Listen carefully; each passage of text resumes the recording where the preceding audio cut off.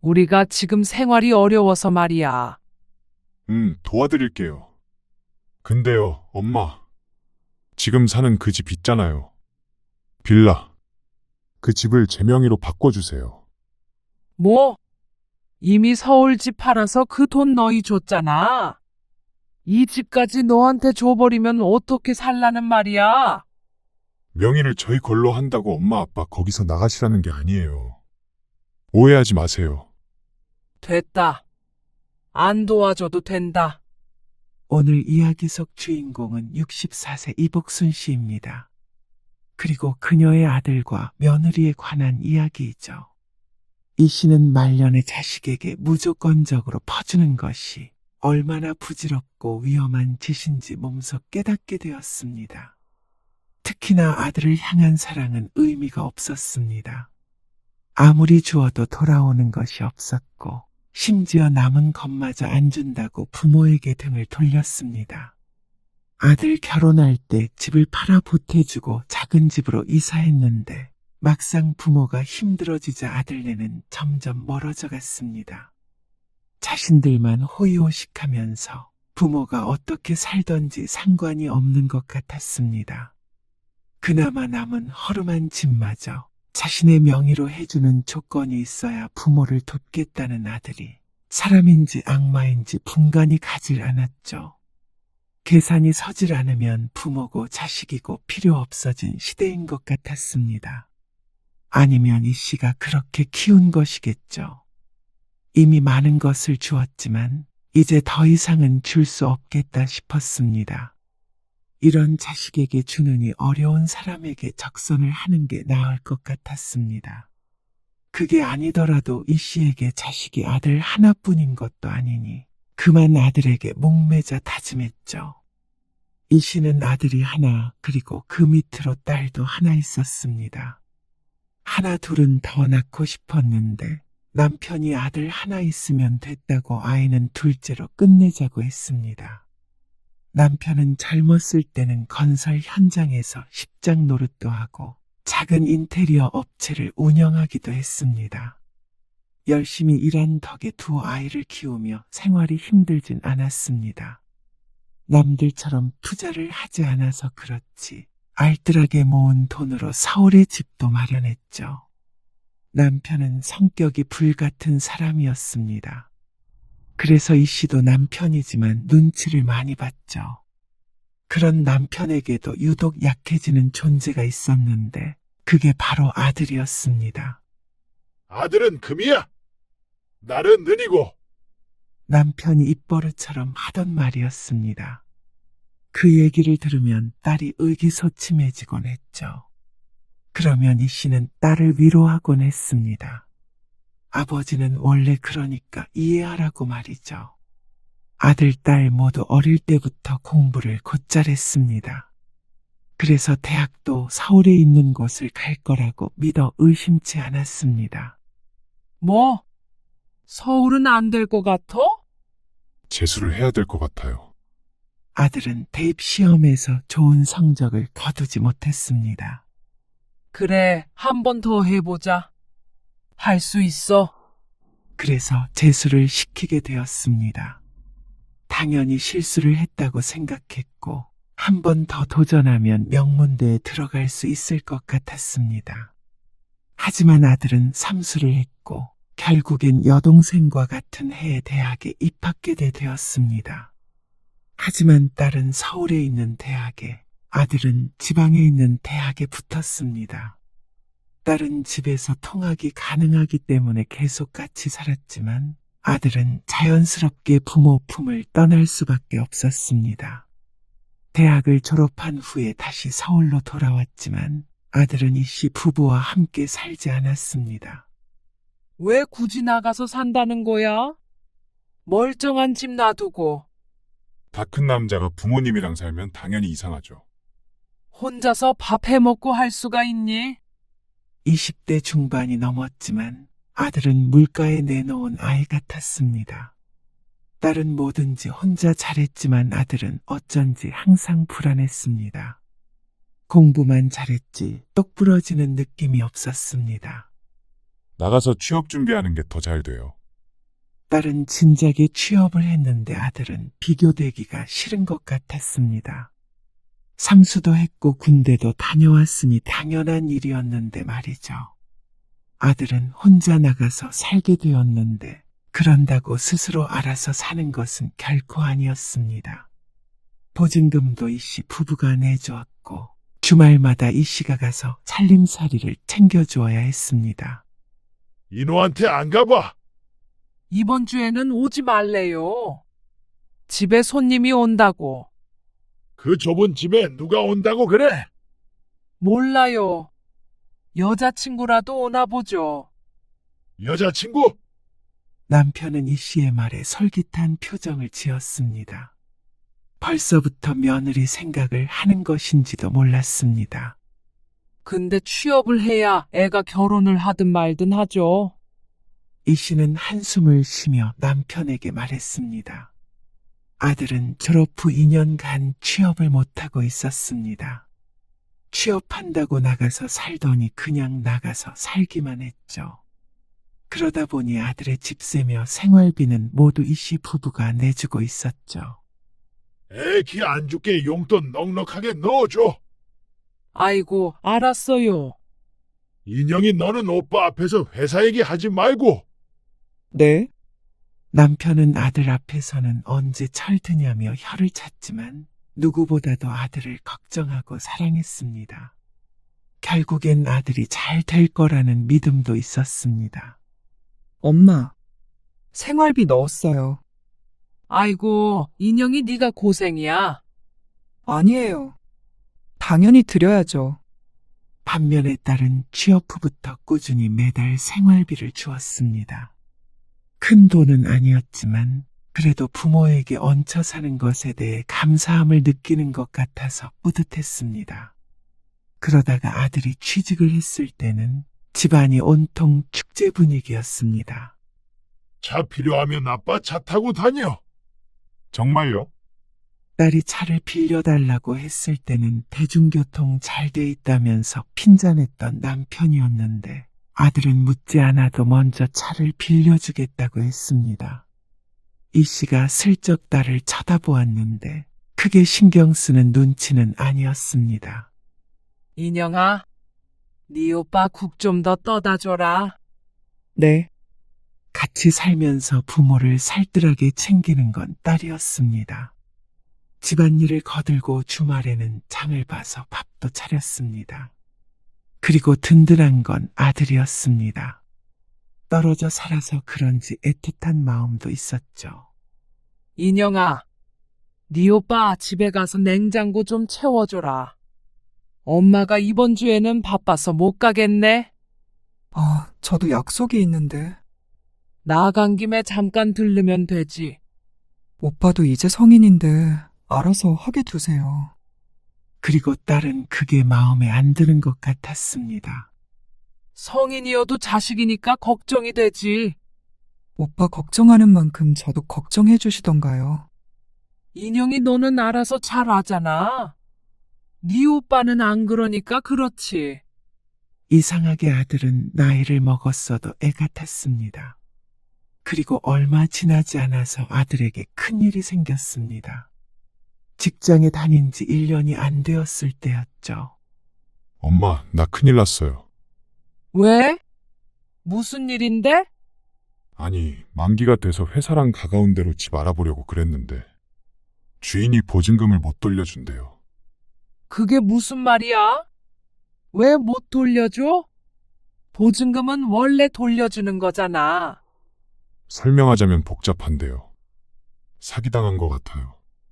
보증금이 3천만 원이 들어가 있었는데 그건 이 씨 부부가 지원해 준 것이었습니다. 아들에게 입금해주고 알아서 계약하게 했는데 그게 임대인과 직접 계약했던 게 아니고 무슨 대리인을 통해서 한 것이라고 했습니다. 그게 사기인지 뭔지 모르겠지만 잘못되어서 보증금을 못 돌려받게 되었다고 했습니다. 이 씨는 망연자실했습니다. 300만 원도 아니고 3천만 원이었습니다. 그걸 홀랑 날려먹은 아들 때문에 이 씨는 몇 날 며칠 알아야 했습니다. 그렇다고 사회초년생인 아들에게 그 돈을 알아서 하라고 할 수도 없는 노릇이었죠. 하필이면 남편 일도 잘 안 풀리던 때라 골치가 아팠습니다. 적금 깨서 보증금 내줘야지. 적금을 깨요? 아, 그러면 어떡해? 집에 들어와서 살라고 해야죠.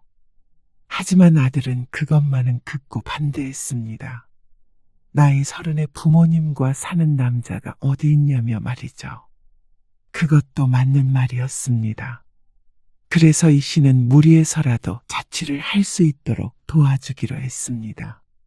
물론 남편도 묵인했습니다. 딸은 그런 이 씨 부부를 답답해했습니다. 그러니까 오빠가 자립을 못하죠. 너도 부모 돼봐라. 엄마 아빠 마음 이해할 거다. 그러면 저도 나가서 살 테니까 보증금 보태주세요. 너는 지금 이 상황에 그런 소리가 나오니 적금도 깼는데. 딸이 유독 까칠하게 구는 것 같아서 이 씨가 애써 달랬습니다. 인영아, 그렇게 매정하게 굴지 마라. 너도 결국 나중에 오빠한테 기대고 살아야지. 제가요? 그래.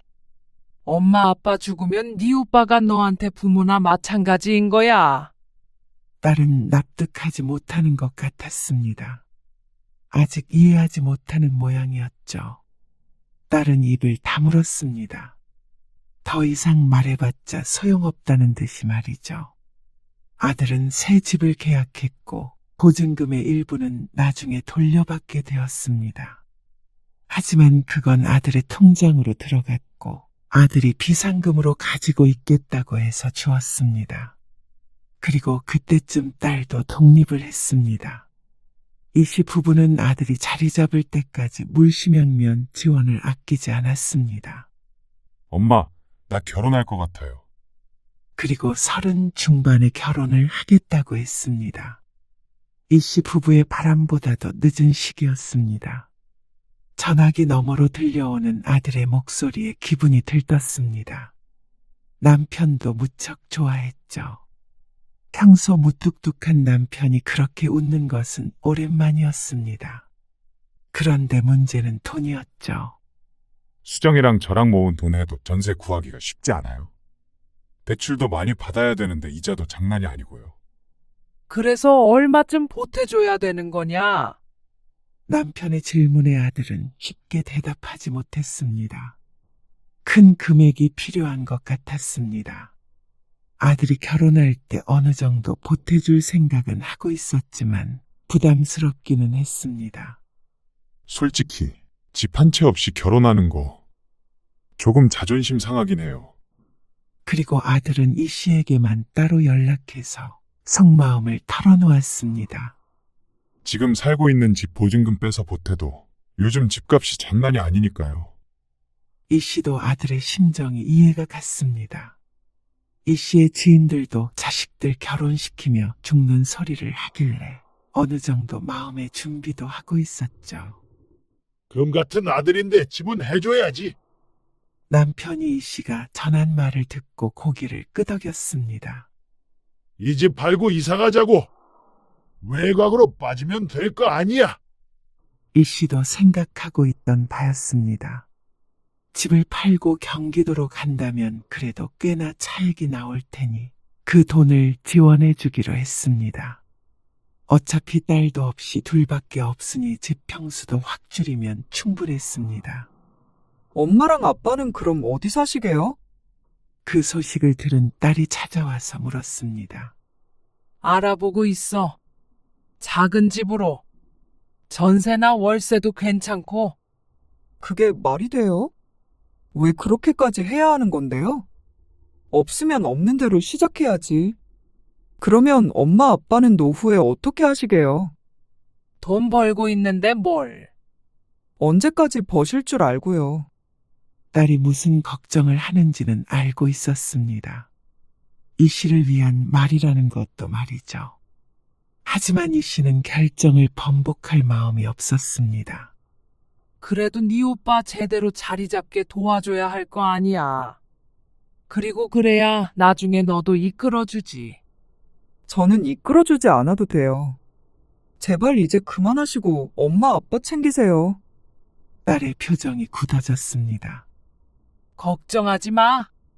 그거 보태도 길에 나앉는 거 아니니까. 이씨 부부는 집을 급하게 내놓았습니다. 아들네가 결혼 날짜를 너무 가깝게 잡는 바람에 느긋하게 내놓고 기다릴 시간이 없었습니다. 결혼 일정에 맞추려고 하다 보니까 결국 집은 시세보다 저렴하게 팔 수밖에 없었습니다. 그리고 아들의 손에는 2억 5천만 원이 주어졌습니다. 이씨 부부는 경기도에 있는 작은 빌라를 사서 이사했습니다. 오래되지는 않았지만 환경이 이전에 살던 곳보다 좋지는 않았습니다. 아파트에 오래 살다가 빌라에 살려고 하니까 적응도 잘 안 됐고 말이죠. 인테리어 가게도 정리를 했습니다. 경기도에다가 작게 차릴 생각이었습니다. 둘이서 입에 풀칠할 정도로만 벌면 그만이라고 생각했습니다. 이씨 부부는 아들한테 억소리 나게 보태면서 장가를 보낼 수 있어서 다행이라고 생각했습니다. 아들 번듯하게 장가 잘 보내면 됐지. 뭐? 우리야 어디서든 살지. 그럼요. 부부가 그런 의미에서는 쿵짝이 잘 맞았습니다. 아들은 시작이 나쁘지 않았습니다. 아들 내외 모두 직장에 다녔으니까 안정적인 수입도 있었고 대출이 있었어도 내 집에서 시작을 하니까 생활에 어려움이 없어 보였습니다. 그런데 문제는 그 후였습니다. 아무래도 몸 쓰는 일이 많다 보니 나이가 들어 할 수 없는 일들이 생겼습니다. 게다가 겨울에 빙판에서 넘어지는 바람에 허리와 골반을 다쳤었는데 그 때문에 일에 지장이 생겼죠. 후유증으로 한동안 거동이 불편한 것은 괜찮았지만 그 이후에도 일을 할 수 없게 되었습니다. 인테리어 가게를 차리기는커녕 일용직으로도 일하기가 힘들었죠.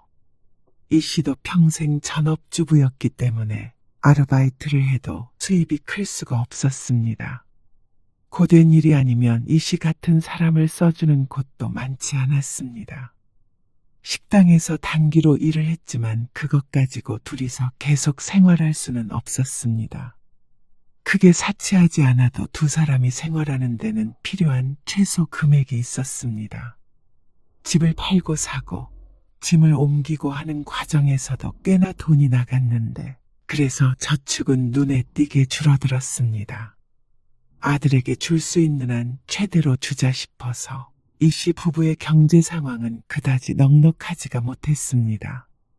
당장에 굶어 죽지는 않겠지만 걱정은 해야 하는 수준이 되었습니다. 일할 만해요? 할만 안 해도 해야지 뭐. 나도 오늘 좀 늦게 끝날 거예요. 이번 주 계속 나가는 거야. 아니요. 내일까지만 도와주기로 했어요. 시간이 조금 지나서 남편도 어느 정도 회복이 됐지만 일은 여전히 불안정했습니다. 그 전에는 그래도 자산이 있으니 수입이 안 좋은 때라도 그렇게 불안하지는 않았는데 아들을 결혼시키고 나니까 미래에 대한 불안감이 엄습할 때가 가끔씩 있었습니다. 그러다가 몇 달 뒤 남편이 외출했다가 돌아오더니 이 씨를 앉혀놓고 말했습니다. 최 사장 알지? 옛날에 같이 일했던. 알죠? 왜요? 오늘 최 사장 만난 거예요? 그래. 근데 최 사장이 일자리를 소개해 주겠다고 하네. 정말요? 무슨 일자리? 그동안 남편이 해오던 일일 거라고 지레짐작했지만 전혀 다른 일이었습니다. 아들이 유치원을 운영하는데 거기 차량 운전기사 자리가 비었나 봐. 운전기사요? 운전이야 평생 하던 일이지만 기사 노릇은 해본 적이 없었습니다. 더군다나 유치원 기사라니 당황스럽기도 하고 남편의 허리도 걱정이 됐죠. 종일 앉아 있어야 하는 거 아닌가? 당신 허리도 안 좋잖아요. 그래도 종일 서서 하는 일보단 낫지. 앉아서 운전만 하면 되잖아. 괜찮아. 그리고 얼마 뒤에 남편은 그 일을 해야겠다고 말했습니다. 하지만 그러기 위해서는 또 이사를 해야 했습니다.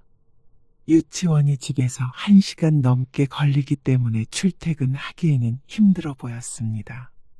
아는 사람이 운영하는 곳이라 잘릴 위험은 적고 월급이 많지 않아도 안정적이었습니다. 수입이 들쑥날쑥한 이씨 부부에게는 최고의 일자리라고 할 수 있었습니다. 그러면 집을 좀 더 줄여서 가자. 그러면 어느 정도 수중에 여윳돈이 생기지 않을까 싶었습니다. 60대에 달리 고정적인 돈을 벌 수 있는 직장을 찾기 어려웠기 때문에 이 씨는 힘든 결정을 해야 했습니다. 결국 이 씨 부부는 살던 빌라를 팔고 또다시 이사를 하게 되었습니다. 이사 비용도 만만치 않게 들었고 집은 더욱 작아졌습니다. 물론 매달 들어오게 되는 월급이 있었지만 미래는 어쩐지 더욱 불안해진 것 같았습니다. 그러니 씨의 집에 방문한 딸이 착잡한 표정을 지었습니다. 아니, 그러게 왜 집을? 말을 끝까지 잇지를 못하고 한숨을 쉬었습니다. 이 씨도 딸이 무슨 말을 하고 싶은지 충분히 알고는 있었습니다. 하지만 그런다고 달라지는 게 없었습니다. 너무 힘들면 오빠한테 도움을 청하세요. 차라리. 네 오빠도 자리 잡고 힘들 텐데. 뭐가 힘들어요? 잘 살고 있는 것 같던데? 그 정도는 요구해도 되잖아요. 아이고, 됐다. 그러려고 그렇게 결혼시킨 줄 아냐? 잠시만요. 딸은 잠시 휴대폰을 몇 번 두드렸습니다. 그러더니 말했죠. 많이는 못 드리고요. 일단 그거라도 쓰세요. 딸이 독립하면서 주지 않던 생활비를 넣어줬습니다. 딸에게서 입금된 돈을 보자 고맙기도 했지만 왠지 모를 비참함이 느껴졌습니다. 너도 힘들 텐데. 그래도 부양해야 할 가족이 아직 없으니까요. 너는 결혼 안 해? 벌써 30이 훌쩍 넘었는데 아직도 결혼 소식이 없는 딸이 안타까워 물었습니다. 그러자 딸이 고개를 저었습니다. 혼자 살기도 힘들어요. 결혼하면 뭐가 저절로 나아져요? 푸념에 가까운 대답이었습니다. 그러고서 딸은 집으로 돌아갔습니다. 그래도 종종 들여다봐줘서 고마웠습니다. 역시 딸은 딸인가 보다 싶었죠. 하지만 갑갑한 마음은 해소되지 않았습니다. 여보, 나 출근해. 다녀와요. 출근하는 남편의 표정이 무척 어두웠습니다. 최근 들어서 그랬습니다. 혹시나 허리가 아파서 그런가 싶어서 물었더니 그건 아니라고 고개를 저었습니다. 그런데 왜 그런지 제대로 얘기를 안 해줬죠. 그런데 퇴근해서 돌아올 시간이 한참 지났는데도 남편이 돌아오질 않았습니다. 전화를 해도 받지 않아서 걱정된 마음에 집 밖을 나서서 골목을 두리번거렸습니다. 그렇게 30분쯤 서 있었을까요? 멀리서 휘청거리는 발걸음으로 집을 향해 다가오고 있는 남편이 보였습니다. 여보, 잔뜩 취한 것 같았습니다. 말이 꼬이고 평소의 칼칼한 목소리가 아니라 힘 빠진 노인네 목소리가 났습니다. 무슨 술을 이렇게 많이 마셨어요? 나 이제 일 못해. 그게 무슨 말이에요? 오늘 유치원에서 무슨 일 있던 거예요? 그런데 자세히 보니까 얼굴에는 못 보던 상처가 있었습니다. 심한 것은 아니었지만 무언가에 긁힌 자국 같았습니다. 술 먹고 어디서 넘어졌나 싶었는데 남편의 말에 이 씨의 눈이 크게 떠졌습니다. 유치원 원장 부인 말이야. 그 여자가 뭘 집어 던져가지고. 뭐라고요? 원장 부인이면 최 사장 며느리 아니에요? 맞아. 이어지는 말들이 충격적이었습니다. 그동안에도 갑질을 하고 사람을 무시하는 경향이 있었는데 이 씨가 나이가 많은 것을 가지고 학부모에게서 항의를 받았다고 했습니다. 운전 스타일이 거친에 어쩌네 했던 모양인지 언성을 높이다가 분에 못 이겨서 연필꽂이를 집어던졌다는데 이게 사람이 할 짓인가 싶었습니다. 그것도 시아버지의 지인에게 말이죠. 당신이 최 사장이랑 친한 건 알고 있어요? 그 여자랑은 그런 얘기는 해본 적 없는데 알기야 알겠지. 미쳐 돌아가는 세상이었습니다. 당장에 경찰에 신고해요. 아, 그래도 어떻게 최 사장 며느리를 신고해. 그냥 조용히 일 그만둬야지. 호랑이 같았던 양반이 왜 이렇게 힘없는 노인네가 됐나 싶었습니다. 곧 7순이 아니라 8순은 넘은 것 같았습니다. 나이 들면 힘이야 빠지기 마련이지만 남편은 절망스러운 것 같았습니다. 아무래도 갑자기 몸도 안 좋아지고 일적으로도 여태 쌓아온 모든 게 무너진 듯한 기분이 들어서인 것 같았죠. 최 사장에게서는 사과의 연락이 왔고 치료를 받으라며 20만 원도 송금되었습니다. 하지만 사람에게 그렇게 모멸감을 줘놓고 20만 원으로 퉁치려 하는 것이 더 괘씸했죠. 딸도 노발대발해서 쫓아가려고 했는데 이 씨가 말렸습니다. 괜히 일을 크게 키우지 말라고 했습니다. 남편이 원하지 않았죠. 인호한테서는 연락 없고. 요즘 바쁜가 봐요. 아들은 결혼 후에 부쩍 바빠졌습니다. 연락이 뜸해졌습니다. 처음에는 그래도 아들 며느리 번갈아가며 일주일에 한 번씩은 전화가 왔었는데 이제는 부모가 잘 지내는지 궁금하지도 않은 것 같았습니다. 설이나 추석에는 얼굴을 비추지만 이번에 아버지가 그런 일이 있었다는데 따로 연락이 오진 않았죠. 앞으로는 어떻게 하시게요? 어떻게 하기는 일자리 알아봐야지. 일단 다음 달까지는 제가 생활비 드릴게요. 딸의 말에 감동을 받았습니다. 하지만 그것도 다음 달까지인 듯 했습니다. 그런데 그 이후로는 저도 드리기 힘들어요. 알지, 언제까지 너한테 손 벌릴 수는 없지. 저 내년 초에 결혼하려고요. 뭐? 결혼? 뜻밖의 소식에 이 씨가 깜짝 놀라 되물었습니다.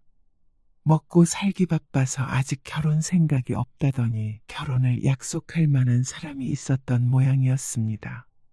그런데 이 씨는 까맣게 모르고 있었습니다. 너 근데 왜 말 안 했어? 누구 만나고 있다고? 지난번에 잠깐 말했었는데 엄마, 아빠, 오빠 때문에 정신 없었잖아요. 잘 기억이 나지 않았습니다. 그런다고 딸이 만나는 사람이 있다는 것도 제대로 못 들었나 싶어서 찜찜했습니다. 그래서 저도 집도 마련하고 결혼 준비도 해야 해서 생활비는 더 못 드릴 것 같아요. 당연히 이해는 갔지만 대놓고 기뻐할 수가 없는 스스로가 참 미웠습니다. 그래도 딸이라도 있어서 이 씨가 기댈 곳이 있었는데 딸이 생활비도 끊고 결혼해버린다고 하니까 왜 이렇게 서운한 기분이 드는지 몰랐습니다. 아들이 결혼할 때는 그렇게 축제 분위기였던 집이 어째서인지 축 가라앉았습니다. 남편도 생각이 많아 보였습니다. 그 다음 달까지 딸은 생활비를 보태줬습니다. 그리고 그 후로는 약속처럼 뚝 끊겼습니다. 예견되었던 일이었지만 이 씨 부부에게는 무척 크게 다가왔습니다. 앞날이 막막했습니다. 자꾸 나이는 먹어가고 일할 수 있는 건 한정적인데 살아있는 이상 의식주에 돈이 들기 마련이니 말이죠. 그래도 그런대로 살아갔습니다. 허리띠 졸라매고 주택담보대출도 조금 받았습니다. 그러다가 도저히 안 되겠다 싶어서 이 씨가 아들에게 연락하기로 마음먹었습니다. 인호한테 연락 한번 해보려고요. 왜? 5천만 원 정도만 달라고 해보려고요. 돈을 달라고 한다고? 못하면 빌리기라도요. 어차피 나중에 이 집 처분하면 돈이야 갚을 수 있을 거 아니에요. 그리고 우리가 해준 게 있는데 남편은 한참 말이 없었습니다. 평생 자식에게 손 벌리는 일은 하지 않겠다고 다짐했었는데 아직 살아갈 날이 한참 남은 이 시점에 아들에게 그런 일로 연락하는 것이 마음에 들지 않은 것 같았습니다. 그러나 현실 앞에서는 남편도 어쩔 수 없었죠. 그래? 연락해봐. 이 씨는 아들에게 전화를 걸었습니다. 신호음이 길게 울렸습니다. 5번, 6번. 그리고 끊어졌습니다. 다시 걸었습니다. 이번에도 받지 않았습니다. 바쁜가 보다 싶어서 문자를 남겼습니다. 인우야, 엄마다. 시간 되면 전화 좀 줘. 할 얘기가 있어. 답장은 다음날 저녁에 왔습니다. 무슨 일이세요?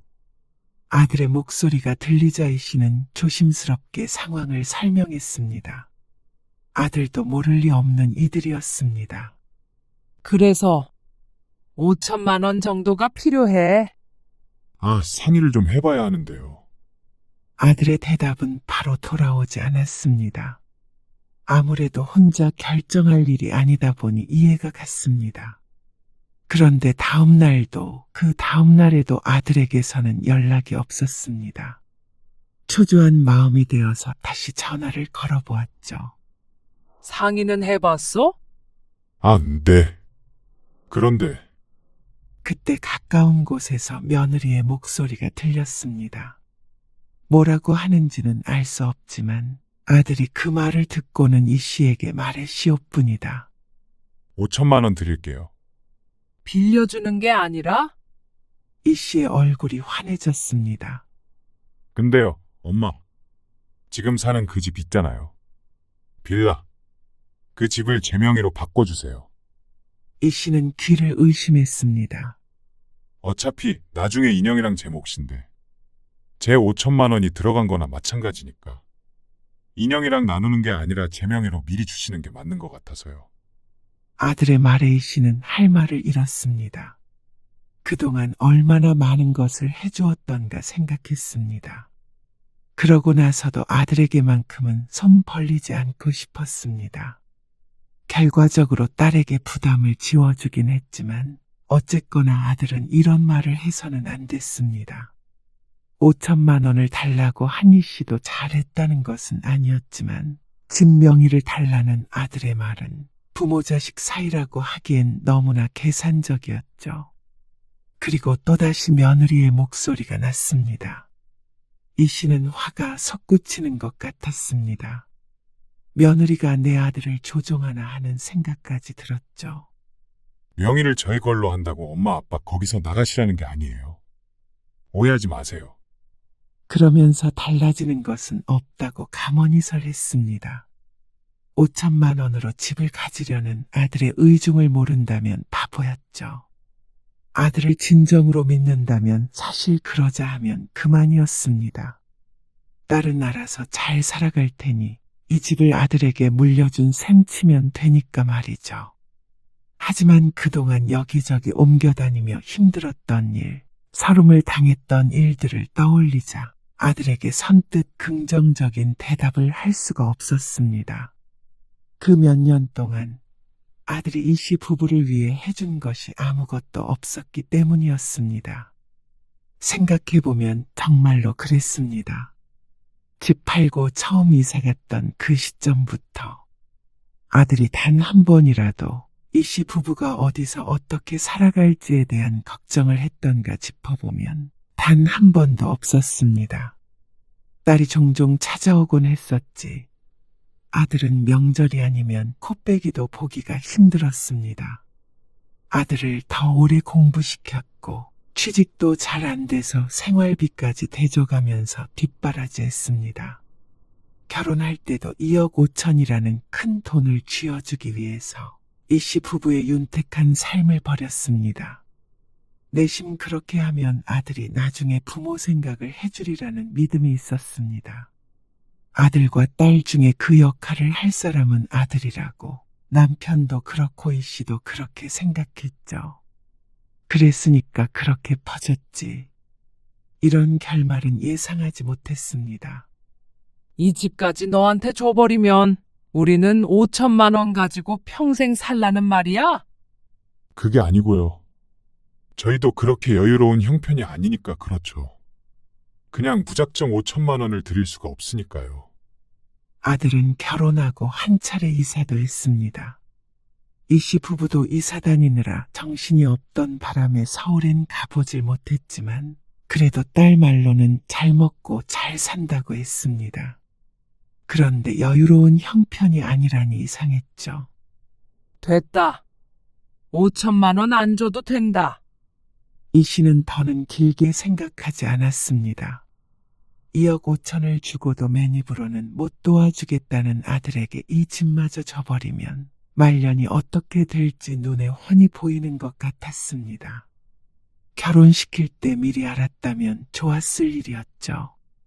그날 이후로 아들의 연락은 급격히 줄어들었습니다. 흔한 안부 연락도 없었습니다. 아들은 설에도 오지 않았습니다. 그리고 딸의 결혼식에서 오랜만에 보게 되었죠.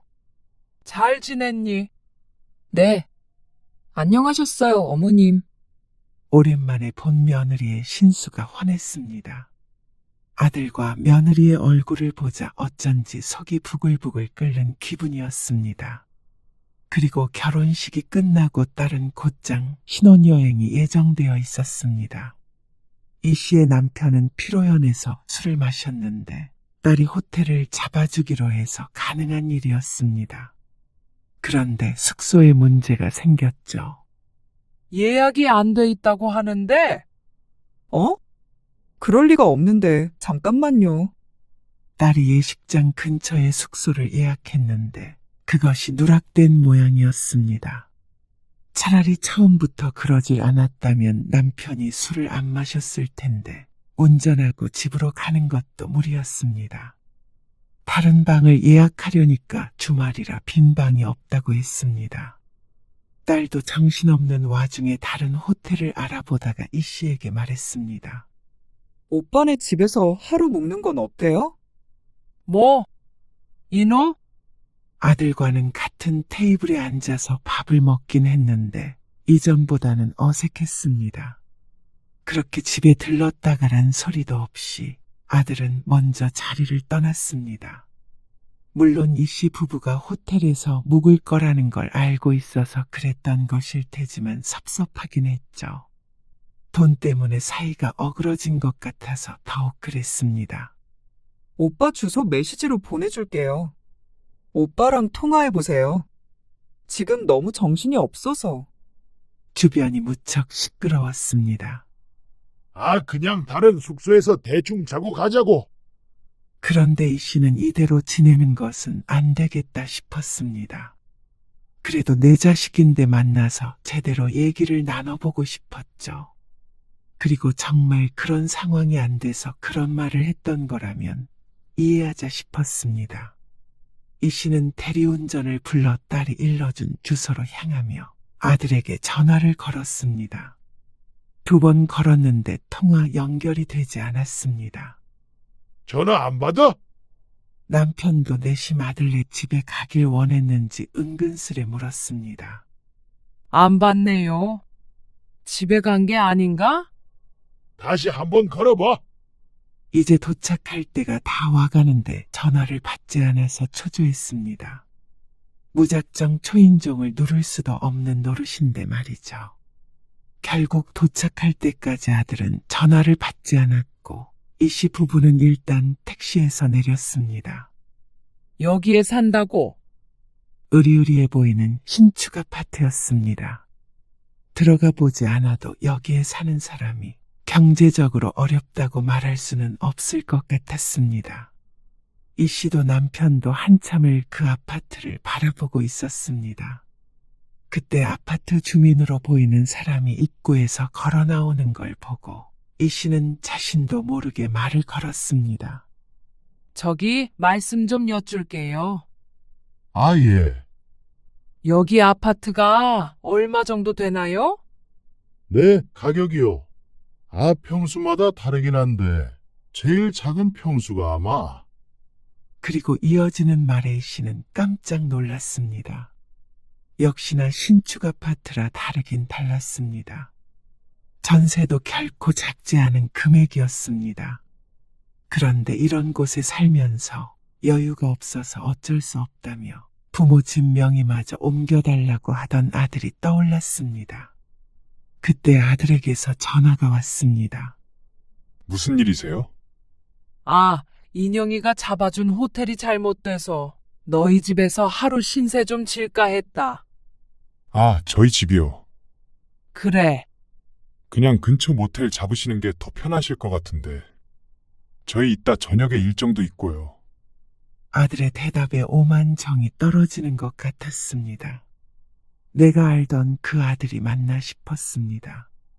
비록 먼 곳에서 온 것은 아니지만 그래도 다른 지역에서 온 부모를, 당장 잘 곳이 마땅치 않다는 부모를 단 한마디로 거절해버리는 아들이 야속했습니다.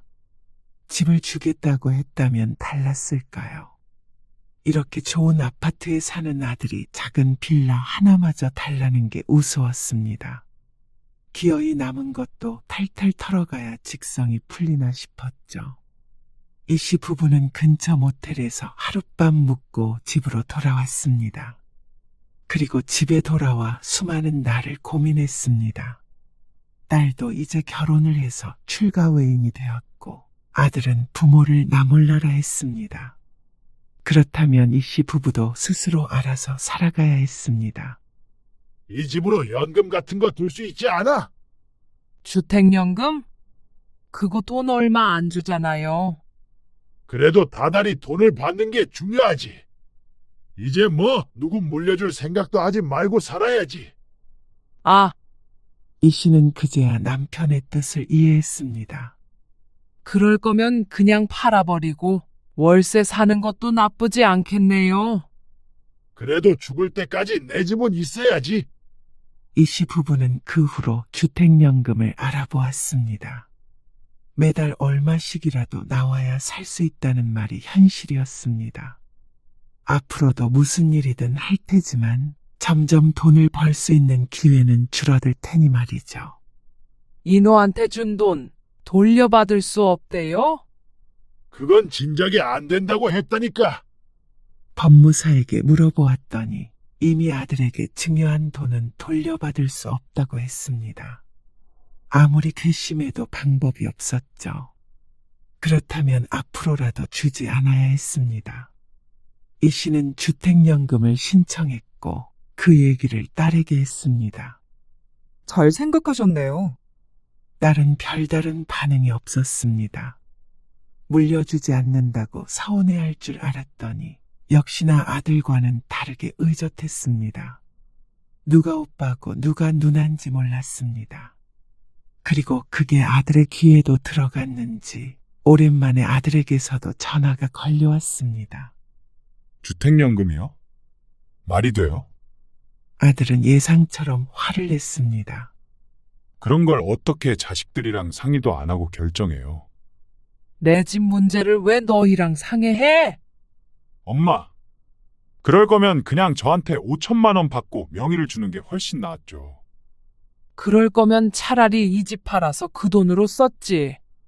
아들이 말문이 막힌 듯 했지만 숨소리는 거칠었습니다. 이번 일 후회하실 거예요. 지금 가진 걸로는 한참 부족하다는 듯이 말하는 아들에게 질려버렸습니다. 부모가 그렇게 힘들다고 해도 거들떠도 안 보더니 자기 앞으로 떨어질 몫이 줄어들자 득달같이 전화해서 따지고 드는 아들을 더 이상 자식으로 생각하지 않기로 했습니다. 여태껏 뒷바라지했던 과거조차도 후회스러울 지경이었습니다. 후회는 네가 해야겠지. 엄마 아빠 눈에 피눈물 나게 한 거 나중에 후회하지나 말아라. 그리고 너 같은 놈한테는 한 푼도 안 남기고 다 쓰고 갈 거다. 이 씨는 아들에게 독하게 말하고 전화를 끊었습니다. 괘씸해서 욕을 한 바가지 더 퍼부어주고 싶었습니다. 남편은 아들에게 호통을 치는 게 아니라 시름시름 앓았습니다.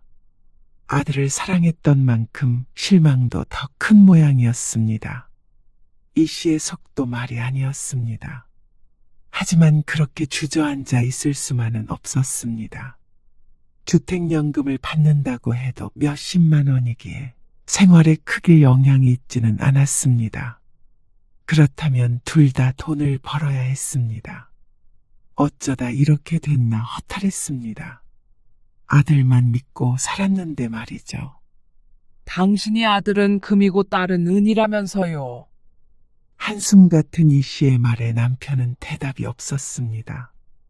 내가 봤을 때 딸이 금이야. 그래도 딸은 그동안 이 씨 부부에게 참 잘했습니다.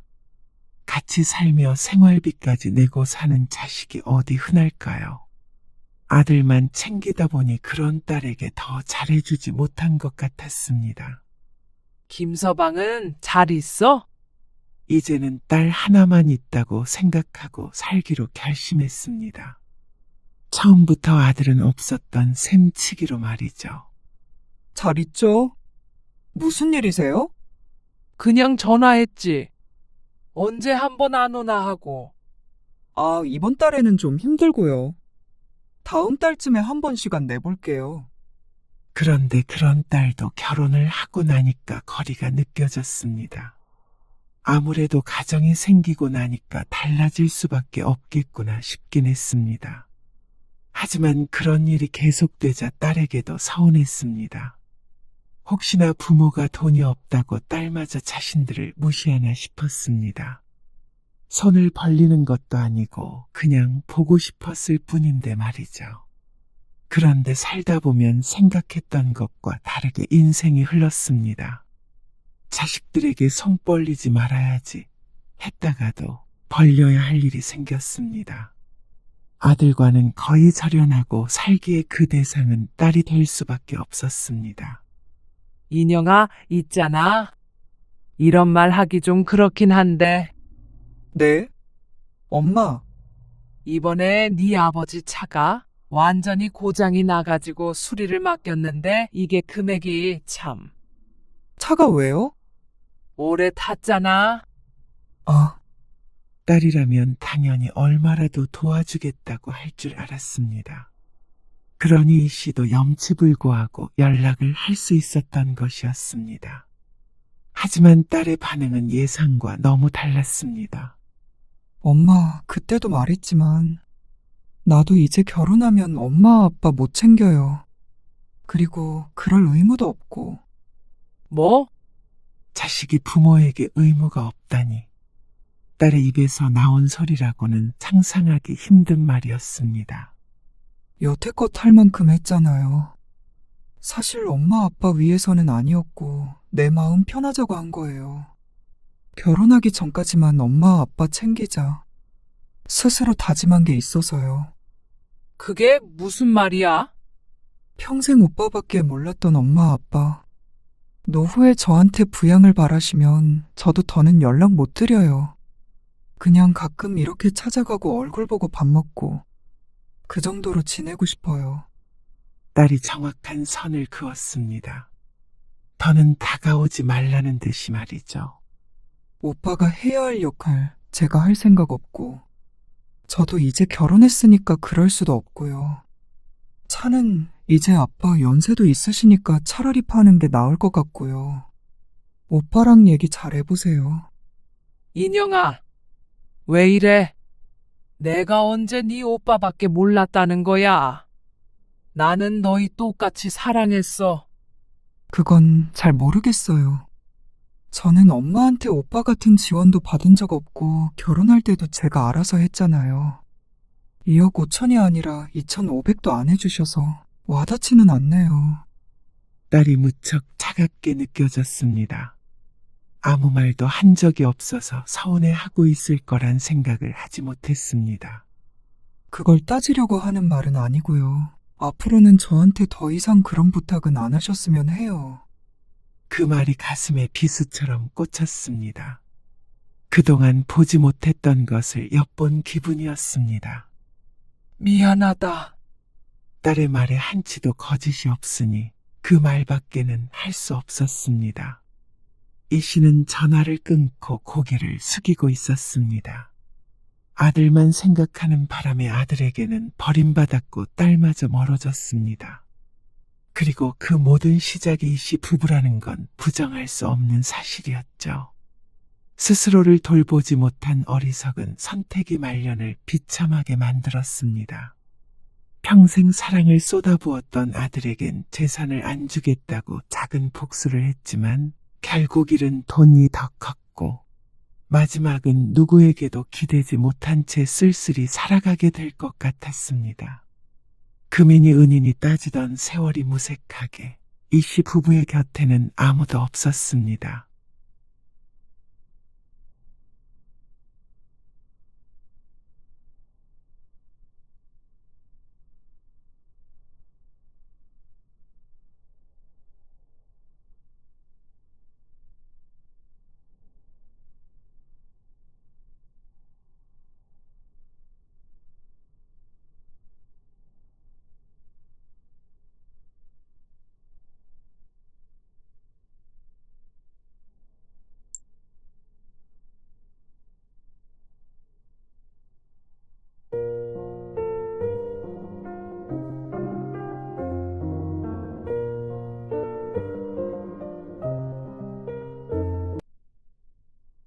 너 그게 무슨 소리냐? 김장을 안 한다고? 네. 건강이 안 좋아서 올해부터는 그렇게 하려고요. 병원에서도 무리하지 말라고 했어요. 그런다고 김장을 안 해? 김치 몇 포기 담그는 거 가지고 누가 무리를 한대? 죄송해요. 이제는 저도 제 몸 돌보며 살려고요. 아, 누가 돌보지 말래? 여든 놈은 나도 하는 일을 왜 못한다는 거야? 젊은 애가 계속 살도 빠지고 이러다가 또 건강 악화되면 그때 가서 후회하고 싶지 않아요. 신정에도 안 갈 거고요. 구정에도 이제 안 가요. 뭐야? 대신 지혜 아빠는 갈 테니까 너무 서운해하지 마세요. 오늘 이야기 속 주인공은 53세 김인선 씨입니다. 그리고 그녀의 시집 식구들에 관한 이야기이죠. 물론 거기에는 김 씨의 남편도 포함이 될 수밖에 없었습니다. 시집살이는 남편이 시키는 것이라는 말이 있듯이 말이죠. 김 씨는 언제쯤 시집 행사에서 벗어날까 한탄만 하며 살아왔습니다.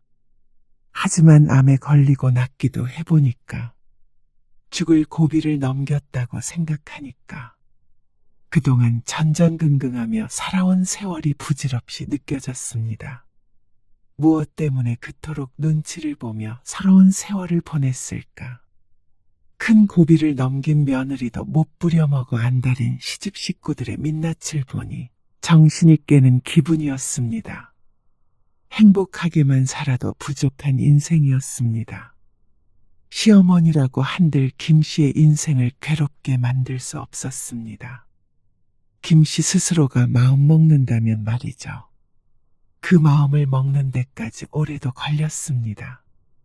죽음에 맞닿은 이후에야 그런 용기가 생겼습니다. 더 이상 무서울 것이 없었습니다. 그리고 평생 제대로 된 내 편이 되어주지 못했던 남편마저 등질 각오를 하니 김 씨를 막을 수 있는 사람은 없었죠. 그래서 암에 걸린 며느리에게 그래도 김장하러 오라는 시집 식구들은 김 씨의 인생에서 지워버릴 작정이었습니다. 김 씨는 결혼한 직후 자신의 운명을 예감했습니다. 혹독한 시집살이가 될 것 같았습니다. 신혼 첫 해부터 시어머니의 기대는 명확했습니다. 제사는 며느리가 준비하는 것이고 명절 음식은 며느리의 손에서 나오는 것이며 시댁 어른들의 생신상은 며느리가 차리는 것이었습니다. 시어머니는 그것이 당연한 도리라고 생각했습니다. 김 씨가 하필이면 유일한 며느리인 것이 불행이었죠. 너는 이제 김 씨가 아니라 강 씨라고 생각하고 살아야 하는 거야. 지금 생각해보면 황당했던 시어머니의 말이 왜 그토록 무서웠는지 김 씨는 정말 강씨로 뼈를 묻어야 하는 건가 싶어서 겁을 먹었었죠. 그래서 김 씨는 바보처럼 고개를 끄덕였습니다. 남편은 장남이었습니다. 그렇기에 모두들 김 씨가 책임에 따르는 것을 당연시했습니다. 당신은 왜 밥 안 먹어? 설거지 해야 해서. 밥을 먹고 해야지 설거지는. 어머님이 이거 해놓고 먹으라고 하셨어. 어머니도 참. 산더미처럼 쌓인 그릇들을 보며 남편은 한숨을 쉬었습니다. 하지만 그렇다고 고무장갑을 달라고 하지도 않았습니다.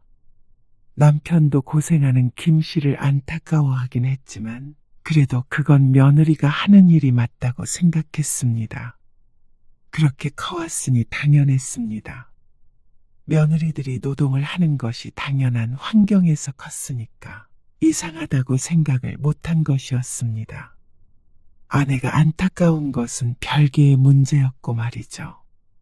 그렇기 때문에 김 씨도 자연스럽게 이건 내 일이라는 생각을 할 수밖에 없었죠. 산적이랑 곶감 가지고 와라. 아네. 잠시만요. 다음날 차례상을 차리다 시어머니의 말에 서둘러 산적과 곶감이 담긴 제기를 들고 다가갔습니다. 그러자 시어머니가 인상을 쓰며 핀잔했습니다. 너는 그거를 쟁반에 받쳐서 가지고 와야지. 맨손으로 들고 와. 친정에서 그렇게 가르쳤어? 어쩌면 예의가 아닌지도 몰랐습니다. 20대 어린 나이에 모르는 것 투성이었죠. 하지만 시어머니는 가르침보다도 꾸짖음이 늘 먼저였습니다. 그럴 때면 자꾸만 주눅이 들고는 했고 김씨 스스로가 모자란 사람이 된 것만 같았습니다. 너는 제사상 놓는 순서도 모르니? 아, 보고 배울게요. 잘 봐도 금방 네가 물려받아야 할 거 아니니? 시어머니의 말에 김씨의 얼굴이 거무죽죽해졌습니다. 도저히 자신이 없었죠. 하지만 맏며느리라는 것이 그런 거라고 했습니다. 차례상이 다 차려지면 뒤쪽에 멀찌감치 떨어져 서 있다가 부르면 얼른 달려가서 심부름을 해야 했습니다. 그것이 시집에서 며느리의 위치였습니다. 우리는 다른 사람들 다 먹으면 먹자. 네. 차례가 끝난 뒤에 밥을 먹을 때도 마찬가지였습니다. 남들 식사가 다 끝나고 자리가 비면 그제서야 뒤늦게 남은 반찬에다 밥을 먹을 수 있었습니다. 그리고 그건 시어머니도 똑같았습니다.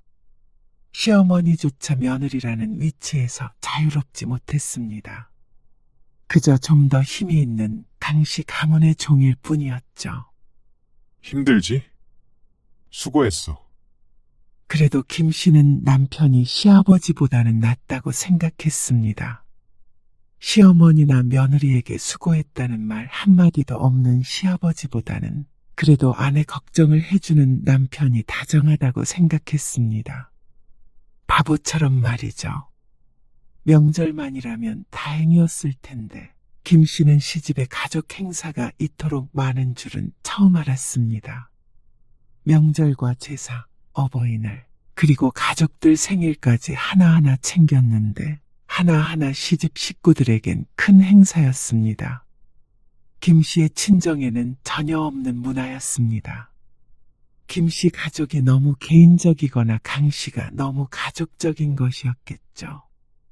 김장을 하는 날이면 2박 3일 동안 시집에 머물러야 했습니다.